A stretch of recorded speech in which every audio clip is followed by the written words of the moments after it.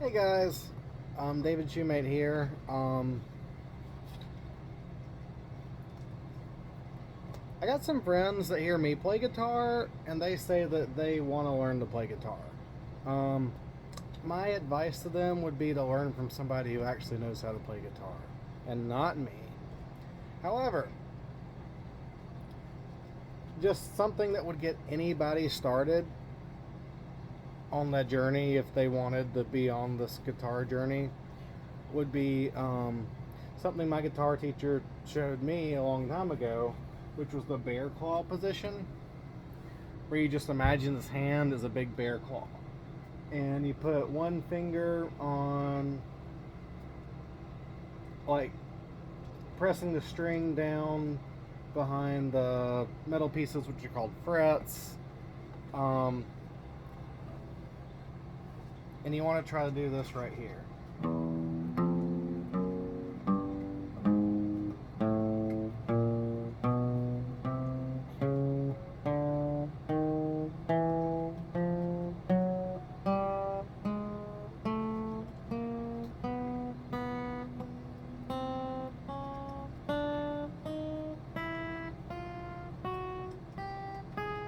And then you can do it backwards, but before you do it backwards, just try doing it that. Just try to get a clear sounding note off of each one of those notes on each one of those strings, using each one of your four fingers with your thumb placed on the back.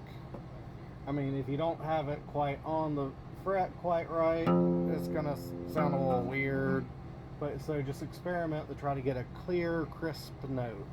And also you want to make sure you have fingernails that aren't too long, because that will kind of murder your fretboard, and or at least make it difficult to play. So short fingernails, bear claw, and what they call the chromatic scale. There are probably other people on the internet that show a better chromatic scale, but it's really simple. You just go through each one of the notes.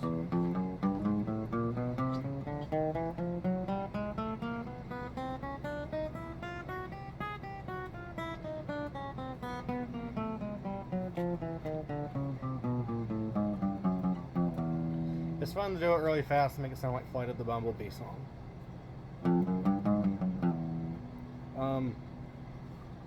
That'll help anybody get used to using the guitar.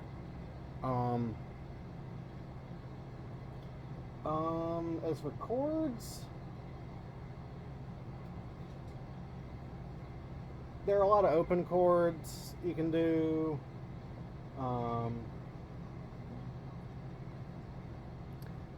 The only one I'm going to show here is a triad chord, which is a really good beginner thing that you can get you start having some fun. If you're having fun, you're going to practice.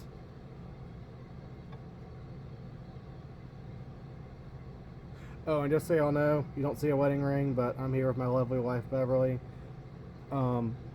The ring kind of gets in the way of playing the guitar, but I am going to put it on when I go out in public. Just so y'all know. Anyways, so okay, so zooming in, got index finger on 3rd fret, it's a G note. Ring finger is on 5th fret. That's going to be a D. I kind of tilt this so you can see it a little better. Next string down is going to be pinky finger on, you can see that right there if I tilt it forward a little bit. That's going to be another G. So what you can do with that is it's G, D, G.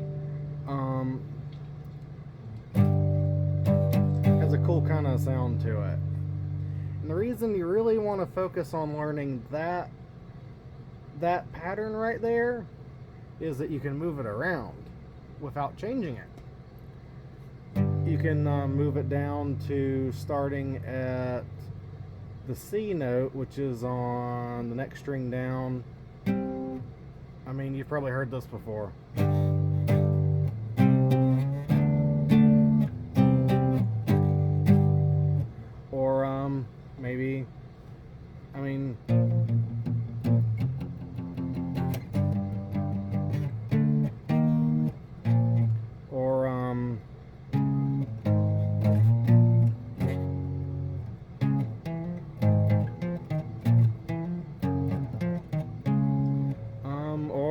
if you ever watched Power Rangers as a kid, like my wife and I did.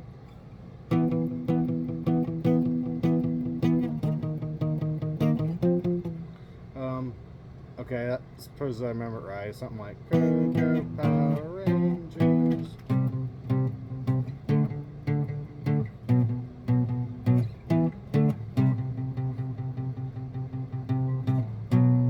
But yeah, you're seeing I'm just moving that same triad chord pattern around.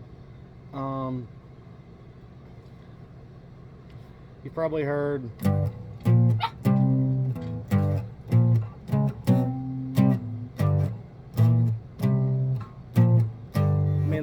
There's so much fun you can start having right away if you can just learn that triad chord pattern.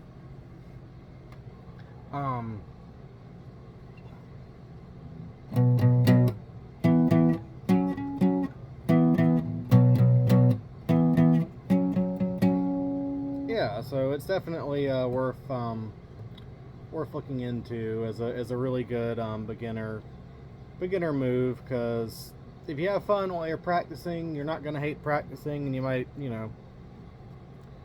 hey, you could get better than me, and that would be cool. But yeah, and then even like an E minor, which is middle finger and ring finger, on the not the top string, middle finger on the second string down. This is the A string, and ring finger on the next string down, which is a D string, and then play the E note open. I mean, if you look, that's kind of basically an E minor right there. You can strum them all, but if you just play those three, that's the same triad chord, because it's using the E note as an open one. And if you ever look in the drop D tuning, when you drop D tune, it basically turns the E note. Well, you loosen that tuner, and loosen, not tighten, because believe me, it will pop if you tighten it too much.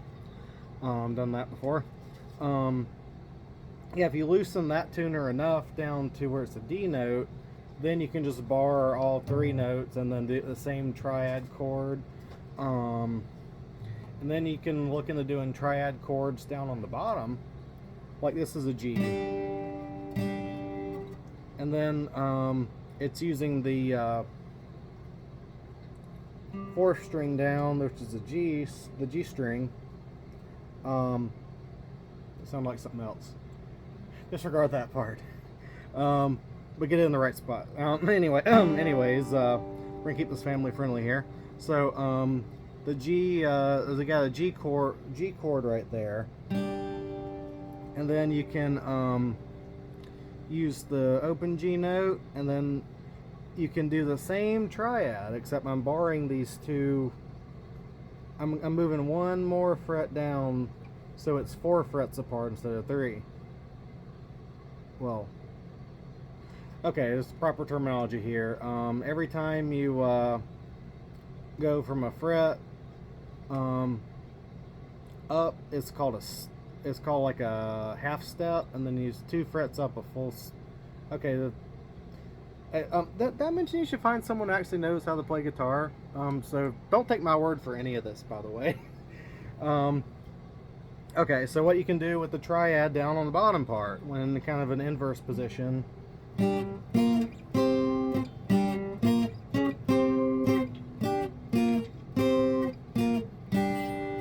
Okay, and here's how I'm doing that one. I'm just barring those two and playing those three bottom 3 strings right there, and then the next chord I am barring those 2 with the pinky finger and putting that note down there, and then sliding it up 2 fret. Yeah, so that's another triad chord pattern you can learn that is very helpful, because you can move it around a whole lot. Let's see, there's one more triad chord. It's where you start with say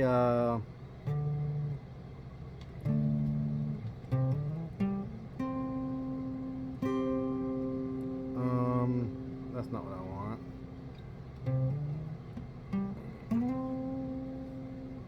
Oh, there we go. Okay, so this one's interesting. So you can see it there. It's going to be this finger, and this finger. But we're to do this particular chord, it is going to be index finger, 3rd string down, 10th fret, ring finger, next string down, 12th fret, 12th fret, not threat. It's a you'll be a threat in a good way if you learn how to play these triad chords. So there you go. It'll really boost your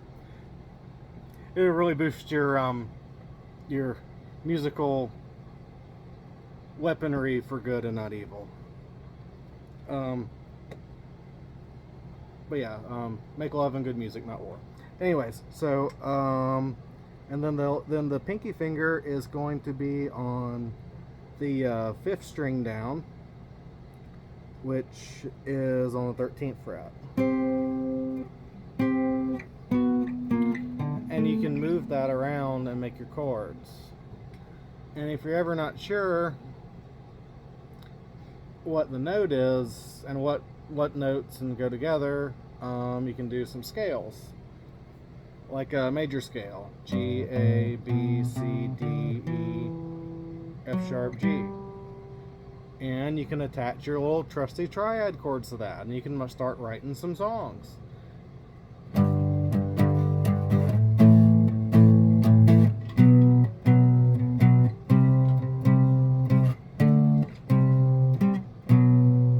then that's when we change to the spread apart pattern. And then if you go even lower, you know, your other triad chord. So if you could just learn those 3 triad chord patterns, and the chromatic scale to practice, you know, getting the fingers loosened, muscles built up, skin hardened, keep those fingernails short, you can do a whole lot that you previously couldn't do if you just get those same kinds of, you know, just get those chords, chord pattern, and then it kind of warms you up to the principle of bar chords. Not like going in a bar, although if it was like a Luke Bryan concert in a bar, that would be awesome. But yeah, it's you know, moving around, you know, with the notes you learn while practicing your little triad chords, you can use that to figure in conjunction with bar chords. Let's see, how much more in depth do we want to go here? This is probably good time to stop and let you guys practice what I've already shown you. Anyways, God bless, love y'all, and like I said, make love and good music and not war. One fun scale though that also helps you practice.